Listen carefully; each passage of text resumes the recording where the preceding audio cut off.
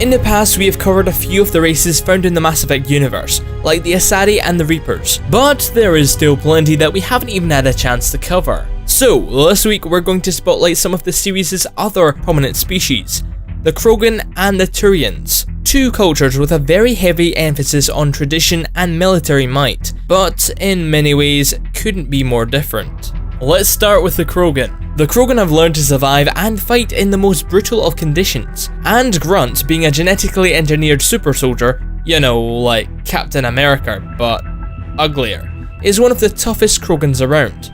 So it might come as a surprise then that the look and design of Grunt was heavily inspired by a newborn baby. That's right. According to the lead character artist James Wurzbach, Grunt was designed to look young like a baby. This is reflected in his skin, which the artist says is extremely fine and resembles a lizard's scales rather than the tortoise-like skin of the other Krogan. That's not all. You may notice that the segmented crest on Grunt's head is not yet fully formed into a solid plate. This is reminiscent of the separate bones of a newborn human baby's skull. Grunt's armor is also very clean in comparison to other Krogan, giving the impression that Grunt still has a lot to learn. And speaking of the Krogan, the species themselves get their look from a very different source: bats. Matt Rhodes, a concept designer behind Mass Effect, gave away this detail in an interview saying, "There are some bats that just look alien already. When you see them, you can barely believe that they live on this planet. So you just start blending the stuff you've seen, and that ended up with this. If you look at especially wrinkled-faced bats, it's pretty much like a Krogan with wings." One detail that was changed during development of the Krogans was their eyes. Originally they were going to have eyes on the sides of their heads, instead of the ones that look straight ahead. Late into development though, this was changed because the team discovered that predator species almost never have eyes on the side of their heads that way. That is more of a prey thing. The team wanted the evolution of their newly created species to make sense and be somewhat plausible, so they gave their face a minor makeover. Next up is the Turians, whose culture actually draws on one particular Earth culture a lot: ancient Rome. That's because Turian is taken from the word Centurion, the name of officers in the Roman legion. Similarly, Palaven, the Turian homeworld, is based on Palatine Hill, the center of the original 7 hills of Rome, and one of the most ancient and significant parts of the city. Of course, the Turians' Rome obsession makes sense, as their military doctrine also mirrors that of the Roman Empire, especially their troubling habit of colonizing their enemies. Turian names and culture are also highly influenced by the Great Empire. Not everything about the Turians is taken from ancient Rome though, like their culture of public service. As you might know, every Turian citizen from the ages of 15 to 30 served the state in some capacity, supplying the government with everything from historians to janitors.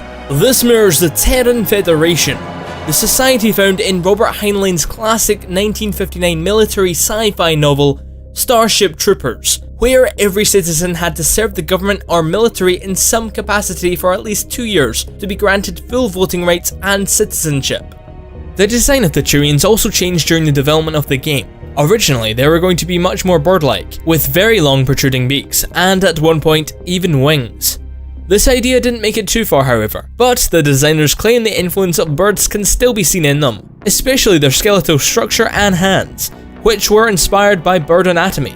In fact, according to the Art of Mass Effect, the development team even found ways to incorporate layers of plates into the design of the Turian ships to roughly symbolize the feathered appearance of the species. Oh, and have you ever noticed that many of the species in Mass Effect, especially the Krogan and the Turians, have quite a bit of their bulky alien features around their back and shoulder area? This was no accident, as Matt Rhodes revealed in an interview with Game Informer. This was done for a very specific reason. All of the alien designs in the game had to be built on top of the pre-existing human model. According to Rhodes, because this had to be animated on a human skeleton, there was only so many places we could adjust and make them alien. Which is actually why our aliens, who are supposed to be bigger than humans, have a lot coming off their back. It's one of the few safe areas you can really play with the silhouette without getting in the way of a combat animation or conversation.